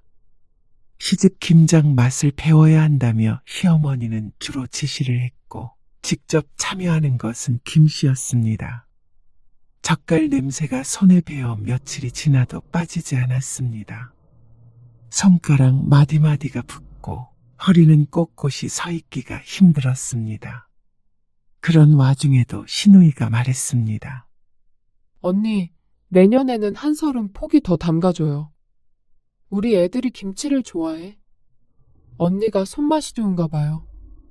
김장이라고는 해본 적도 없던 김 씨가 손맛이 좋으면 얼마나 좋다고 그런 말을 할까요? 부려먹기 위해 하는 말이라는 걸 알았습니다. 김장이 끝나고 집에 돌아와서 앓고 있으니 남편은 걱정했습니다. 내가 어머니한테 얘기해 볼게. 내년부터는 좀 줄이자고. 하지만 그 약속은 늘 흐지부지 되었습니다. 어머니도 참 왜 그러실까? 이렇게 하던 말이 세월이 지나면서 점점 변했습니다. 이번만 당신이 참아. 맏며느리잖아. 어쩔 수 없지. 미안해. 근데 나보고 어떻게 하라는 거야. 내 입장도 곤란해. 우리만 참으면 돼. 이렇게 말이죠. 그 모습에 실망한 김 씨가 남편과 다투기도 했지만 결국 달라지는 것은 없었습니다. 남편조차도 그게 잘못된 일이란 생각을 하지 못했고 김 씨도 반항할 용기가 없었으니 말이죠. 김 씨는 그렇게 20년 넘는 세월 동안 며느리 노릇을 했습니다. 시누이들까지 시어머니 역할을 하는 바람에 김 씨의 시집살이는 남들보다 더 혹독했죠. 그렇게 나이를 먹었고 3년 전 신이 되었을 때 김 씨의 인생에도 전환점이 찾아왔습니다. 분명 죽도록 괴롭고 힘든 사건이었지만 남은 인생을 완전히 바꿔놓게 되었습니다. 여보, 지혜 원룸에서 또 물이 샜다나 봐. 오피스텔로 이사할 거라고 그러는데 다음 주에 부동산 한번 같이 가보게. 그러면 그렇게 해야지. 근데 당신 목소리가 왜 또 그래? 좀 듣기 그렇지. 피곤해서 그런가 왜 자꾸 이러지? 병원 다녀와 보라니까 그러네. 쉬면 괜찮아. 별로 아픈 데도 없고. 어느 가을날이었습니다. 몸에 이상을 느꼈지만 그저 일하느라 피로해서 그런 것인 줄 알았습니다. 아침에 눈을 떠도 개운하지 않았고 낮에도 몸이 천근만근이었습니다. 감기에 걸렸다고 생각했습니다. 김 씨도 스스로 대수롭지 않게 여겼죠. 대학병원에 한번 가보시는 게 좋겠는데요. 결국 찾은 동네 이비인후과에서 의사가 권유했습니다. 왜요? 뭐가 문제가 있나요? 당연히 무서울 수밖에 없었습니다. 감기약을 받으러 갔는데 큰 병원으로 가보라니. 겁을 집어먹고 물어본 말에 의사가 대답했습니다. 갑상선 초음파 검사를 받아보셔야 할 것 같네요. 김 씨는 불안한 마음을 가지고 의사의 권유대로 대학병원 내분비외과에 방문했습니다. 그래서 검사한 결과 갑상선에 결절이 발견되었고 담당 의사는 조직검사가 필요하다고 했습니다. 조직검사라는 말에 가슴이 철렁했습니다. 조직검사요? 그럼 암이라는 말씀이세요? 아직은 알 수가 없고요. 결절해서 세포를 조금 채취해서 암인지 아닌지 확인하는 검사입니다. 암일 수도 있다는 말씀이시죠? 김 씨의 목소리가 떨렸습니다. 아직 암이라고 단정 짓기는 이릅니다. 결절이 있다고 해서 다 암은 아니에요. 일단 검사부터 해봅시다. 그리고 검사 결과가 나오기까지 열흘이 걸렸습니다. 그 열흘 동안 김 씨는 제대로 잠을 자지 못했습니다. 밥맛도 없었고 무엇을 해도 집중이 되지 않았습니다. 남편도 마찬가지였습니다. 크게 충격을 받은 것 같았습니다. 그리고 결국에 김 씨는 갑상선암을 진단받았습니다. 유두암이라는 것이었는데 김 씨는 생전 처음 들어보는 암 종류였습니다. 다행히 치료가 잘 되는 암이라고 그러잖아. 너무 걱정 마. 남편의 말대로 다행히 갑상선암 중에서는 예후가 좋은 편이라고 했습니다. 진행 수술도 느리고 말이죠. 하지만 수술은 필요하다고 했습니다. 갑상선 절제술을 받아야 하고 그 뒤에도 치료가 필요할 수 있다는 말에 김 씨는 손이 벌벌 떨렸습니다. 예후가 좋은 암이라지만 시한부 선고라도 받은 것 같았습니다. 사망률이 낮다고 하더라도 재수가 없으면 사망하는 그 한 명이 내가 될 수도 있었으니 말이죠. 예상치 못한 상황에서 최악의 상상을 할 수밖에 없었습니다. 여보, 괜찮아. 김 씨는 의사의 말을 듣고 있었지만 머릿속은 하얘졌습니다. 암이라는 단어만 머릿속에서 맴돌았습니다. 남편이 그런 김 씨의 어깨를 감쌌지만 안심이 되지 않았습니다. 김 씨는 수술 날짜가 잡힐 때까지도 정신을 못 차렸습니다. 친정에 알렸더니 다들 충격을 받았습니다. 그리고 다른 암이 아니라 갑상선암이라는 말에 그나마 다행이라고 했습니다. 하지만 그건 남들 이야기였고 본인에겐 전혀 다행이 아니었습니다. 누구든 그랬을 것입니다. 갑상선암이든 무슨 암이든 다행이라고 스스로 생각하는 사람이 있을까요? 딸은 눈물바람이었습니다. 엄마가 왜 암에 걸려? 그러게 말이야. 이게 다 할머니랑 고모들 때문이야. 지혜야. 내 말이 맞잖아. 엄마가 할머니 아니면 스트레스 받을 일이 뭐 있어. 암은 전부 스트레스 때문이래잖아. 옆에 앉아있던 남편조차도 딸의 말에 별다른 반박을 하지 못했습니다. 영없는 소리가 아닌 건 아는 모양이었죠. 그리고 수술 날짜가 정해졌을 때 카카오톡 단체 채팅방에 신우이의 글이 올라왔습니다. 우리 김장 언제쯤 할 거야? 배추 사야 하잖아. 막내 신우이도 동조했습니다. 다음 달에 해야지. 이번에 좀 더 많이 해. 김씨 부부와 두 신우이 부부가 들어와 있는 채팅방이었습니다. 김씨도 김씨 남편도 대답이 없자 신우이가 재촉했습니다. 오빠 언니 김장 언제 하냐니까. 엄마가 물어보래. 남편이 휴대폰을 내려다보며 한숨을 쉬는 걸 보고 김씨는 울컥했습니다. 왜 못 간다는 말을 못하는지. 다음 달이면 수술 전이든 후든 그때쯤이었습니다. 당연히 김장이든 뭐든 갈 수가 없었죠. 김씨가 휴대폰을 열어 답장을 보냈습니다. 저 암이래요. 그래서 다음 달 수술 받게 돼서 김장은 참석 못해요. 그랬더니 다들 잠시 대답이 없었습니다. 암이요? 그리고 막내 신우이가 되물었습니다. 놀란 듯 했습니다. 남편 쪽도 김씨의 친정 쪽도 암에 걸린 사람이 없으니 놀랄만도 했습니다. 네, 갑상선암이에요. 그러자 다들 걱정하는 메시지들을 보냈습니다. 어쩌다 암에 걸렸냐, 몸은 괜찮냐, 수술은 언제냐, 심각한 건 아니냐. 상식적인 반응들이었습니다. 그래도 식구는 식구라고 걱정해주는 말에 마음이 뭉클했습니다. 일일이 답장을 하고 있는데 그때 막내 신우이가 보낸 메시지에 김씨는 두 눈을 의심했습니다. 그럼 우리 김장은 어떻게 하지? 좀 미뤄야 하나? 수술 후에 김장하기는 좀 힘든 거 아니야? 차라리 그 전에 해버려야 되지 않을까? 엄마랑 내가 통화해볼게. 김씨는 그 메시지를 여러 번 읽었습니다. 가족이 암 진단을 받았다는데 김장 걱정이 먼저라니. 수술 전에 해야 할지 후에 해야 할지 고민하는 걸 보면 기어이 김씨를 김장하는데 참석시킬 생각인 듯 했습니다. 걱정이 된다는 말은 덤일 뿐 진짜 용건은 자기들 입에 들어간 김치였습니다. 그것만이 중요해 보였습니다.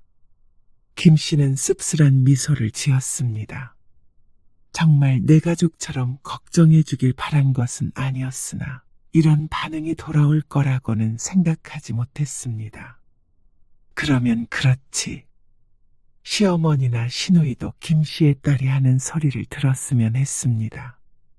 물론 그럴 일은 없겠지만 말이죠. 다음 달 수술은 잘 됐습니다. 시어머니와 시누이들은 이번 사흘째 되던 날 병문안 왔습니다. 고생했네. 그래도 이제 수술 끝났으니까 다행이다. 시어머니가 침대 옆에 앉으며 말했습니다. 언니, 생각보다 안색이 좋네요. 갑상선암 수술이 다른 암보다는 덜 힘들긴 한가 봐요. 시누이가 가벼운 어조로 말했습니다. 김 씨는 그 말에 대꾸하지 않았습니다. 멀쩡해 보이는 것과 실제로 멀쩡한 것은 다른 문제였습니다. 시어머니가 과일 바구니를 침대 옆 탁자에 올려놓으며 말했습니다. 병원에서 푹 쉬어라. 김장은 우리끼리 어떻게든 할 테니까. 네, 어머니. 감사합니다. 올케 없이 제대로 될까 모르겠네. 그렇다고 김장을 한없이 미룰 수도 없고. 시누이가 한숨을 쉬며 말하자 김 씨는 그냥 고개를 숙였습니다. 꼭 김 씨가 할 일을 어쩔 수 없이 자신들이 해주는 것처럼 생색을 냈습니다. 거기에다가 대고 감사하다고 해야 하는 자신의 처지가 어쩐지 처량하게 느껴졌습니다. 아니, 병실에 앉아있는 스스로가 처량했죠. 그럼에도 불구하고 남편은 옆에서 꺼다 놓은 보릿자루처럼 앉아 있었습니다. 김 씨는 시집 식구들 얼굴을 보고 싶지 않았습니다. 안 그래도 수술 후에 지치고 힘든 상황인데 말이죠. 적칼슘 무슨 증상이라는데 손발이 저리고 입 주위도 부었습니다. 이런 상태로 김장인이 뭐나 하는 소리는 별로 듣고 싶지 않았습니다. 하지만 시어머니와 시누이들은 앉아서 한참을 떠들다 갔습니다. 김장 배추가 요새 얼마다, 고춧가루는 비싸다 싸다 하면서 말이죠. 그리고 김장에 참석을 못하니까 돈을 더 걷어야 한다는 말까지 하는 걸 듣고는 상종하기조차 싫어졌습니다. 어머니, 애엄마 수술한 지 얼마 안 됐어요. 김장은 제가 갈게요. 네가 와봤자 뭘 한다고 그래? 그래도요. 배고프지 않으세요? 남편은 나름대로 김 씨의 눈치를 보고 시어머니를 밖으로 데려가려고 했지만 애둘러 말하는 뜻을 헤아리지 못하고 시어머니는 시누이들과 계속 대화를 나눴습니다. 그래도 평소보다도 김 씨의 편을 들어줬지만 그럼에도 불구하고 어쩐지 남편도 꼴보기 싫었습니다. 시집 식구들을 멀쩡할 때 보는 것과 아플 때 보는 것은 참 달랐습니다. 김 씨는 시어머니가 돌아간 뒤로도 멍하니 있었습니다. 가슴이 답답했습니다. 누가 목을 조르는 것 같기도 했습니다. 암 수술을 한 것도 아직도 실감이 나지 않았습니다. 시누이의 말처럼 다른 암보다 나을지는 몰라도 김 씨에게는 살면서 가장 죽음과 가까워졌던 순간이었습니다. 그걸 누구도 알아주지 않았지만 말이죠. 남편이 보호자 침대에서 잠들었고 김 씨는 창밖을 바라보며 울었습니다. 암 수술을 받은 환자에게 김장 얘기를 꺼내는 시어머니가 그리고 그 말을 듣고도 따지지 못했던 자신이 서러웠습니다. 퇴원 후에도 컨디션이 좋지 않았습니다. 면역이 떨어진 것인지 암 환자는 다 이런 것인지 모르겠지만 김 씨는 계속 몸이 안 좋았습니다.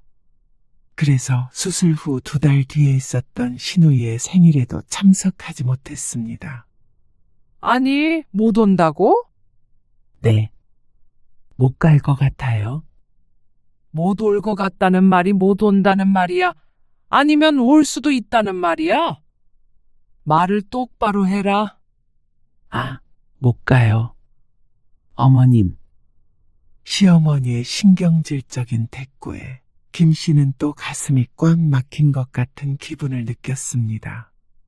전화 통화를 하는 게 무척 불편하고 힘들었습니다. 와서 밥 한 끼 먹는 게 힘들어? 밥 한 끼로 끝나지 않을 것을 알기에 그러겠다고 할 수가 없었습니다. 수십 년간 시집 식구들 생일상을 차리는 것은 대부분 김 씨의 역할이었으니 말이죠. 아무리 시집 식구들이라도 생각이 있다면 김 씨에게 고된 일을 시키지 않겠지만 정말로 생각이 있다면 부디 환자를 이렇게 부르지도 않을 것이었습니다. 수술 받은 지도 한참 지났잖냐? 다 나은 거 아니야? 지속적인 관리는 필요하지만 수술 후 검사에서 좋은 결과가 있었습니다. 그러니까 나았다고 볼 수도 있겠죠. 하지만 그렇다고 해서 김 씨가 암 수술을 했다는 사실이 변하는 것은 아니었습니다. 2달이면 얼마 지나지 않은 시점이었고 말이죠. 하지만 그게 보는 사람에 따라서는 다르게 보이기도 하는 모양이었습니다. 너무 그렇게 유난 떨면 안 돼. 네? 자꾸 돌아다니고 해야 면역도 생기는 거고 병도 이겨내지. 몸이 예전 같지 않아요. 그게 뭐 위암 이런 거랑 다른 거잖냐? 애들이 그러던데. 고쳐졌으면 평소대로 살아야지. 꼭 고장났던 기계를 고친 것처럼 말하던 시어머니. 시집에서 일하는 기계로 살았으니까 빨리 수리해서 돌아오라는 말 같았습니다. 허탈했습니다. 너는 원래 건강 체질이었잖아. 김 씨를 걱정하는 것 같기도 아니면 자신을 걱정하는 것 같기도 한 말이었습니다. 지긋지긋했습니다. 이번에는 못 가요. 어머님, 참나, 알았다. 적어도 지금은 시어머니의 말에 순종할 수 없었습니다. 내 몸이 안 좋은데 이것저것 신경 쓸 여력이 없었습니다. 그것 아주 작은 생각의 씨앗이었습니다. 하지만 그 씨앗은 서서히 그리고 확실하게 자라나기 시작했습니다. 암 치료가 끝난 후에 김 씨의 삶은 크게 달라지지 않았습니다. 시간이 지나서 다시 복직을 했고 일상으로 돌아갔죠. 하지만 그렇다고 시어머니의 말처럼 다시 건강 체질이 된 것은 아니었습니다.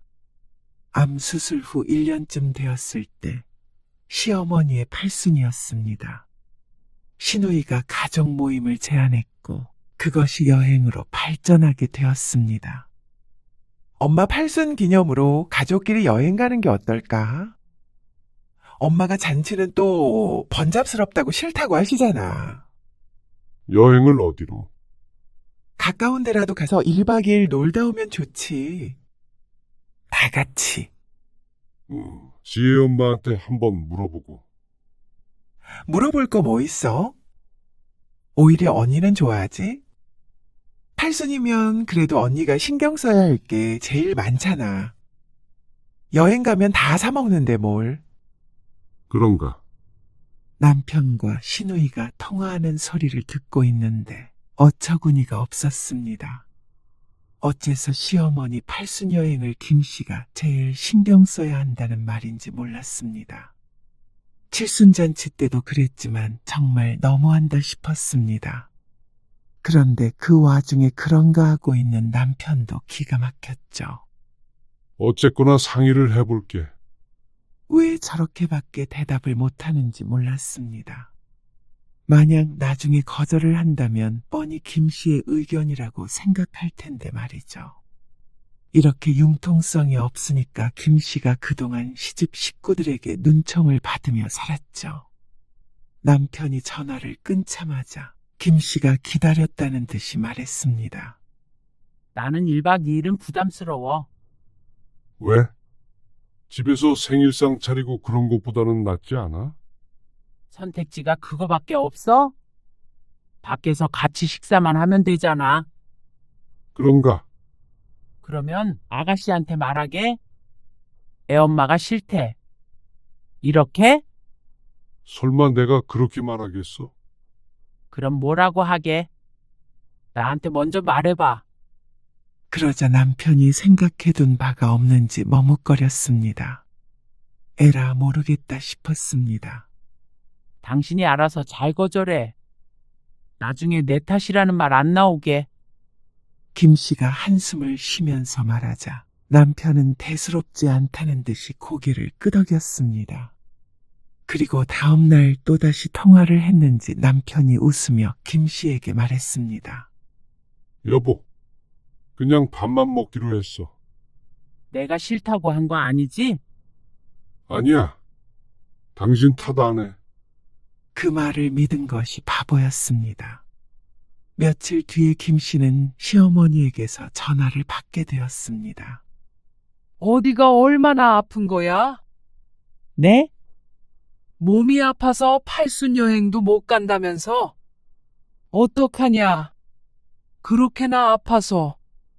아? 수술이 잘 됐는데도 아픈 거야? 그 병은? 수술이 끝나고 1년 동안 건강이 어떤지 걱정한 적도 없었습니다.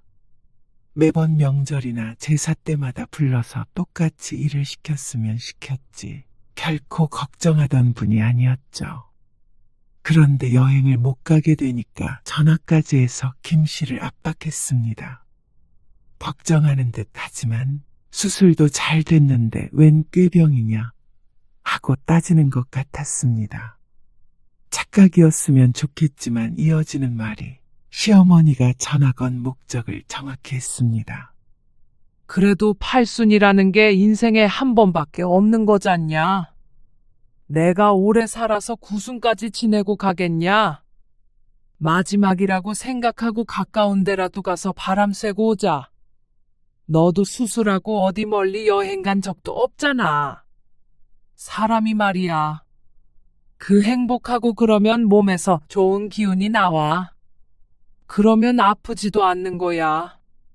그게 과학적으로 그렇대잖냐?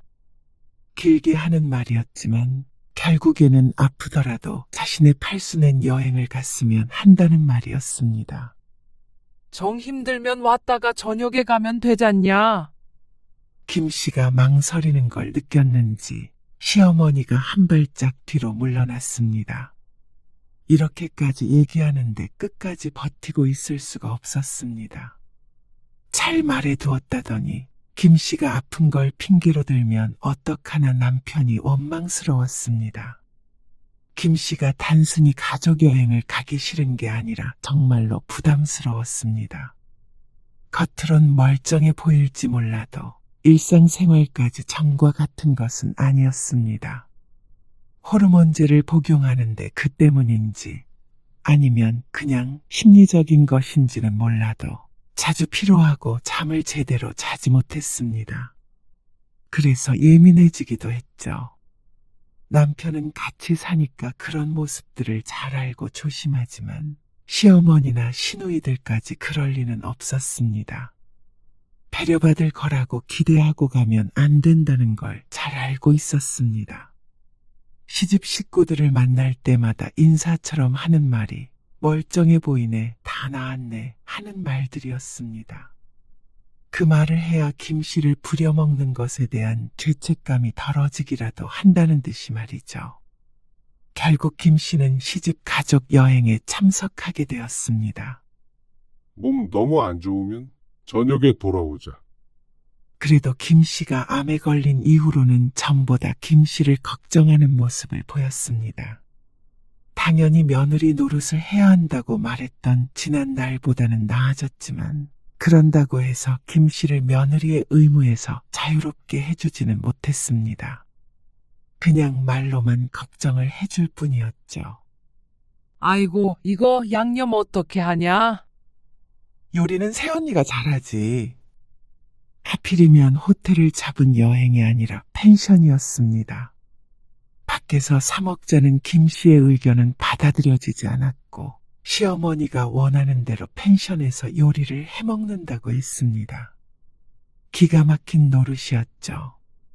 당연히 언제나처럼 김 씨가 주도해서 음식을 하길 바라는 식구들을 보면서 가슴이 뜨거워지는 기분이었습니다. 울컥 목구멍으로 뜨거운 기운이 올라왔습니다. 남편은 그런 김 씨의 눈치를 보았죠. 네가 좀 해봐. 어머, 새언니 편드네. 몸이 안 좋으니까 그렇지. 무슨 자꾸 몸이 안 좋대. 내가 어디서 들었는데 갑상선암은 암도 아니라더라. 김 씨는 헛웃음이 나왔습니다. 그거 그냥 낫는 거래. 암 중에서 제일 별거 아니라던데? 어떻게 1년 동안 아파? 수술한 지가 언젠데? 그래. 자꾸 아프다 아프다 하면은 진짜 아파지는 거야. 저기 누구야? 작은 집에 그 왜? 아무튼 우리 친척도 대장암 걸렸는데 지금 멀쩡해. 암 안 걸렸던 사람보다 더 건강해. 엉뚱한 비교를 하면서 김 씨를 나무라는 시집 식구들을 허탈하게 바라보았습니다. 말을 더 보태봤자 셋이서 달려들 것이 뻔했습니다. 김 씨는 분위기를 봐서 남편에게 조용히 말했습니다. 이만 집에 가자. 남편은 술을 한 잔 마셨지만 운전은 김 씨가 하면 그만이었습니다. 그런데 남편은 식구들 눈치를 보면서 뭉개고 앉아 있었죠. 가려는 거 아니지? 속이 부글부글 끓었지만 애써 눌렀습니다. 시어머니 팔순 여행을 온 것인데 팔순인 시어머니에게 차마 대들지 못했습니다. 대들어 본 적도 없었지만 김 씨는 그 순간 무슨 말이든 할 수 있을 것 같았습니다. 팔순만 아니었다면 말이죠.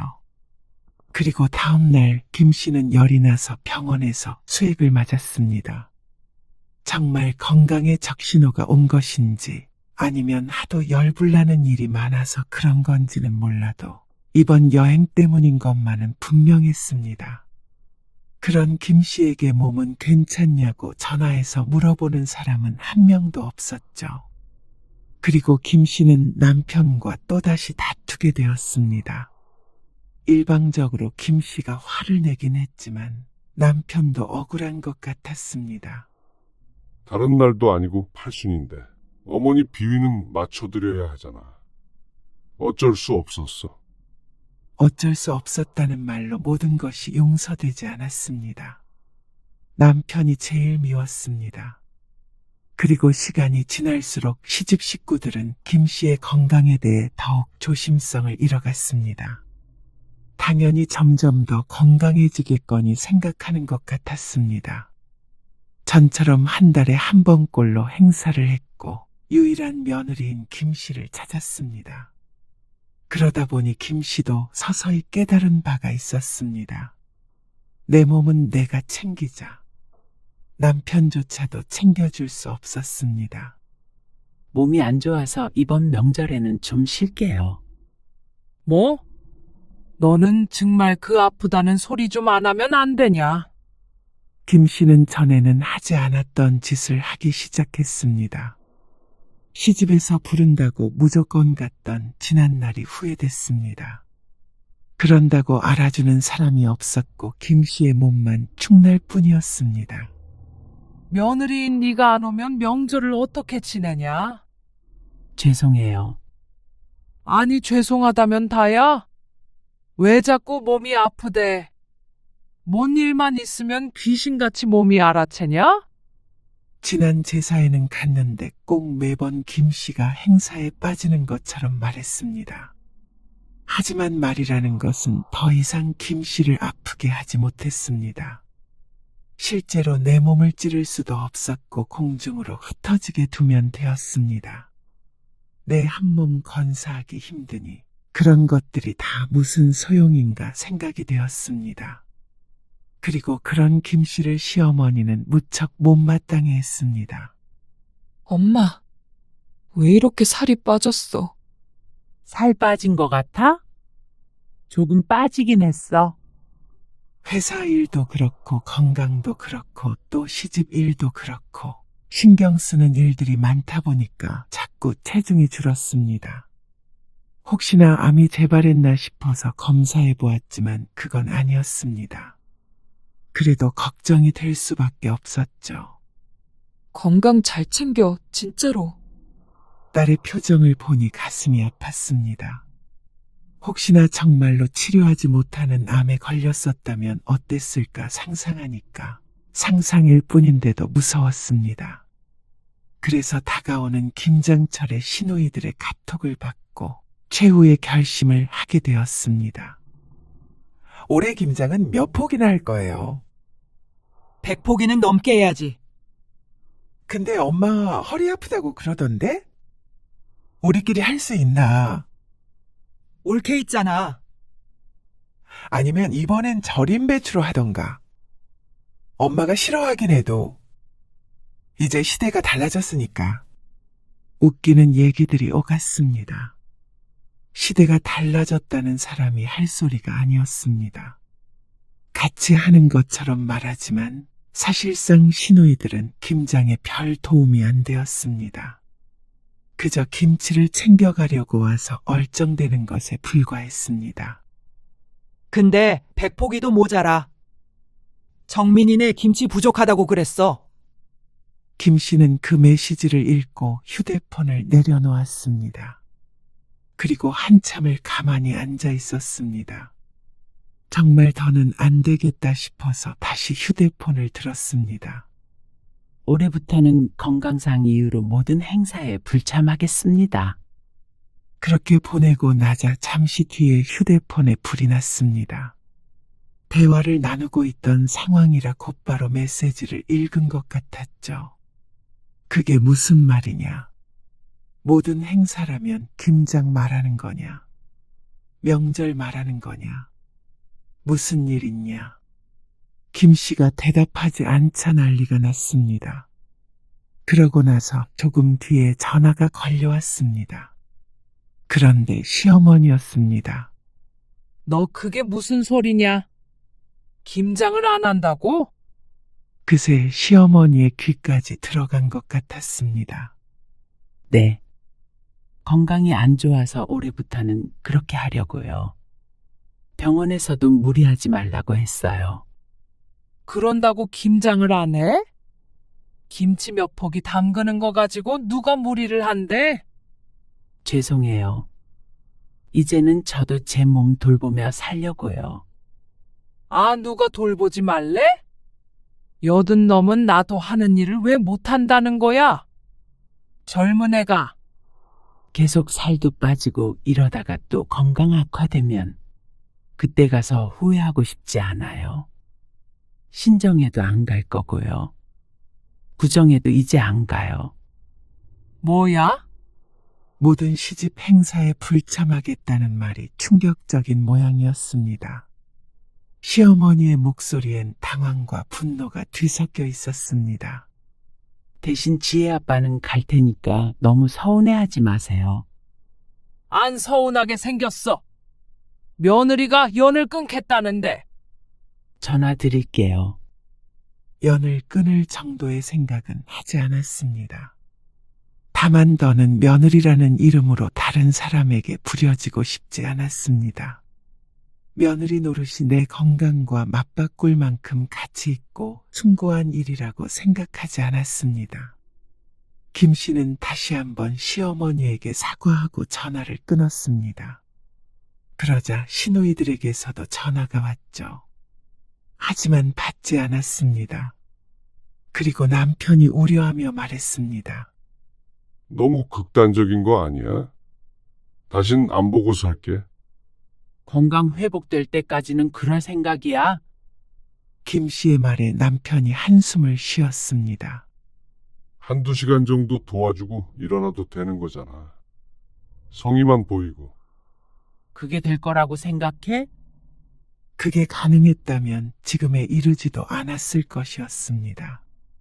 남편이 문제였습니다. 당신은 내 편이야? 아니면 어머님 편이야? 김 씨의 물음에 남편이 움찔했습니다. 당연히 당신 편이지. 근데는 무슨 근데야? 내가 계속 몸 안 좋다고 했잖아. 내가 정말 몸져 누워봐야 후회할래? 그러자 남편은 더 이상 말이 없었죠. 당신이 가서 도와드려? 특별히 기술이 필요한 게 아니니까. 그 후 잠잠했습니다. 더 이상 전화도 오지 않았습니다. 그러던 어느 날이었습니다. 퇴근해서 집에 와보니까 현관문 앞에 웬 택배 상자들이 산처럼 쌓여 있었습니다. 이게 뭐야? 배추? 황당했습니다. 문을 열고 안으로 들어가는 것도 힘들어 보였습니다. 잘못 샀나 싶어서 성장을 확인해 보니 김 씨에게 온 것이 맞았습니다. 그리고 본인은 사람엔 신우이의 이름이 찍혀 있었죠. 어처구니가 없었습니다. 그런데 김 씨의 기분은 그렇다 치고 통행에 방해가 될 것 같아서 몇 박스는 안으로 옮겨야 했습니다. 남편도 당황한 것 같았습니다. 여보, 이것들 다 뭐야? 당신 누나가 보낸 거잖아. 뭐? 이걸 왜 여기로 보내? 나보고 김장하라는 거겠지? 그리고 그때 전화벨이 울렸습니다. 신우이였습니다. 올케. 택배 받았지? 네.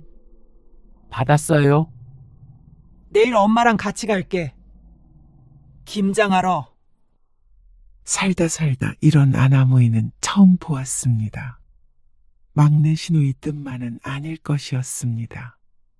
시어머니의 지시일 가능성도 높았습니다. 아무리 김장에 참석하지 않는다는 며느리가 괘씸해도 그렇지 어떻게 이런 생각을 할 수 있는지 박수라도 쳐주고 싶은 마음이었습니다. 제가 힘이 없어서 이것들 전부 1층에 내놓지는 못하겠는데 복도에 둘 테니까 도로 가져가세요. 아니면 반송하던지 할게요. 김 씨의 말에 신우이가 펄쩍 뛰었습니다. 아니, 진짜로 김장 안 할 거야? 도대체 올케는 뭐 하는 사람이야? 우리 집 며느리 맞아? 그렇게 따지면 형님은 남의 집 식구 되신 건데 왜 참견을 하세요? 뭐야? 신우이들은 참 이상했습니다. 며느리에게 김장을 시키고 싶으면 자신들도 자기 시집에 가서 김장을 해야 하는 거 아닌가 싶었습니다. 도대체 왜 그런 생각은 못하고 만만한 사람만 괴롭히는지 어처구니가 없었습니다. 저 이제 정말 더는 못해요. 누가 저보고 시집 식구들 때문에 암에 걸렸다고 하던데 정말 그렇게 만들고 싶으신 거예요? 뭐야? 누가 그런 말을 해? 미친 거 아니야? 누가 그런 말을 했는지는 안 중요하고요. 왜 그런 말을 했는지 좀 생각해 보세요. 올케 정말 웃긴다. 올케 아프다고 그래서 우리 엄마가 이런저런 사정 다 봐준 거 알아 몰라? 전혀 모르겠네요. 배추는 가져가세요. 김장할 생각 없어요. 김 씨는 그렇게 전화를 끊었습니다. 그럼에도 불구하고 다음날 시집 식구들은 기어이 김장을 하겠다고 집까지 찾아왔습니다. 그리고 김 씨는 문을 열어주지 않았죠. 이거 너무한 거 아니야? 어떻게 우리를 이렇게 문전박대해? 그리고 지금 당장 이걸 다 어떻게 옮기라고? 문 밖에서 소리치는 것을 무시했습니다. 남편도 굳은 표정이었습니다. 김 씨에게 화가 났는지도 몰랐습니다. 정말 저대로 돌려보낼 거야? 어머니가 80이 넘었어, 여보. 안쓰럽지도 않아. 그러는 당신은 내가 안쓰럽지도 않아? 남편은 복잡한 표정으로 김 씨를 바라보았습니다. 당신 앞으로 경계를 지켜주지 않으면 나는 이제 나 혼자 살 거야.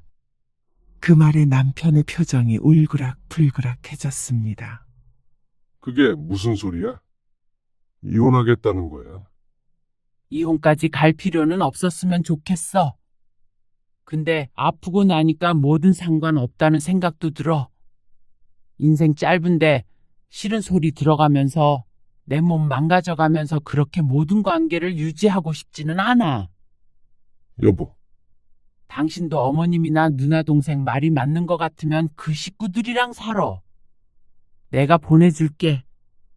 남편은 반박하려 했지만 입을 다물었습니다. 자신이 생각해 보아도 시집 사람들의 태도엔 너무한 구석이 다분할 테니 말이죠. 이번에는 진짜야. 당신이 선택해. 김 씨의 질문에 남편은 한참 침묵했습니다. 그리고 천천히 입을 열었습니다. 알았어. 당신 말대로 하자. 그렇게 한참을 밖에서 소리를 지르다가 시어머니와 시누이들이 돌아갔습니다. 배추는 나중에 가져가려는지 건들지 않았죠. 그리고 주말에 택배 상자들은 전부 치워졌습니다. 메시지도 한가득 와 있었습니다. 거의 김 씨를 저주하는 내용의 메시지들이었습니다. 그 중에는 시어머니가 김 씨에게 단단히 실망했다는 내용도 있었죠. 남편이 직접 시어머니에게 전화를 걸었습니다. 어머니, 이제 지혜 엄마는 부르지 마세요. 무슨 일이 있든 저만 갈게요. 뭐? 네가 지금 무슨 소리 하는 거야? 그거 다 꾀병이야. 수술한 지가 언젠데 아직도 암 타령을 하고 있어. 누가 그 속을 모를 줄 알고. 어머니, 그만하세요. 병원에서도 무리하지 말라고 했어요. 정말로요. 아이고, 네가 여시한테 홀렸다. 여시한테. 여태 순한 척하면서 어떻게 살았다니. 어머니, 계속 그러시면 저도 안 가요. 뭐야? 너 말 다 했어? 자꾸 그렇게 화내고 그러시면 거리 두고 살 수밖에 없어요. 일단 김장하실 거면 제가 갈게요. 네가 뭘 와? 설에도 저만 가고요. 어쨌거나 이제는 며느리는 없는 셈 치세요. 다음에 갈 테니까 그때 얘기해요. 남편은 전화를 끊었고 김 씨는 남편을 바라보았습니다. 됐어. 남편의 말에 김 씨는 고개를 끄덕였습니다. 이런다고 지난 세월이 사라지는 것은 아니었지만 남편이 이렇게 분명히 선을 긋는 건 처음이었습니다. 미안해. 진작 이랬어야 했는데. 나 때문에 당신이 아프네? 남편이 김 씨의 손을 잡았습니다. 처음으로 남편이 내 편처럼 느껴지는 순간이었습니다. 그 후로 시집과의 관계는 사실상 단절되었습니다. 연락도 많이 왔는데 김 씨는 굳이 확인하지 않았습니다. 보나마나 좋은 소리가 아닐 게 뻔했으니 말이죠. 그리고 김 씨는 시집과 거리를 둔 후 조금씩 변하기 시작했습니다. 살도 2kg이나 쪘고 잠도 잘 잤습니다. 매번 시집에 갔다가 탈진하던 패턴이 사라지니 체력도 좋아진 것 같은 기분이 들었습니다. 착각일지 몰라도 심리라는 게 몸에 중요한 역할을 하는 것 같았습니다. 정기 검진에서도 좋은 말을 들었습니다. 그리고 김 씨는 자신을 위한 시간을 갖기 시작했습니다. 딸의 조언을 들어서 동네 요가원에 등록했습니다.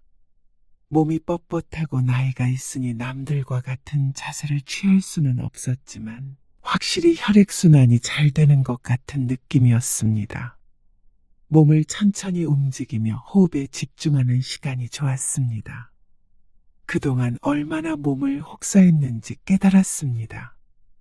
직장은 그만두지 않았습니다. 충분히 관리하며 일할 수 있었습니다. 외부적으로 힘든 일만 없다면 말이죠. 그리고 남편이나 딸과 가까운 곳으로 여행도 다녔습니다.